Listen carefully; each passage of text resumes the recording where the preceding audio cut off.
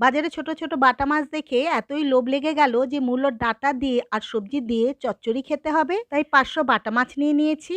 বাটা মাছের আঁশ ছাড়িয়ে কানকো পেটের ময়লা পরিষ্কার করে ভালো করে ধুয়ে নিয়ে নুন হলুদ মাখিয়ে রেখে দিয়েছি। কিছু সবজি নিয়ে নিয়েছি, কাঁচা লঙ্কা, টমেটো, পেঁয়াজ, ধনেপাতা, মূলো, বেগুন। সব সবজিগুলোকে লম্বা লম্বা করে কেটে নিয়ে টমেটো, ধনেপাতা কুচি করে নিয়েছি আর পেঁয়াজটাকেও কুচিয়ে নিয়েছি। কড়াইতে সর্ষের তেল দিয়ে মাছগুলো লাল লাল করে ভেজে তুলে রেখেছি। সেই কড়াইয়ের তেলের মধ্যে কালো জিরে, কাঁচা লঙ্কা ফোড়ন দিয়ে পেঁয়াজটা দিয়ে ভালো করে নেড়ে চেড়ে টমেটো দিয়ে দিয়েছি। 2 মিনিট বাদে আলু, মূলো, নুন, হলুদ দিয়ে নেড়ে চেড়ে ঢাকা দিয়ে দিয়েছি।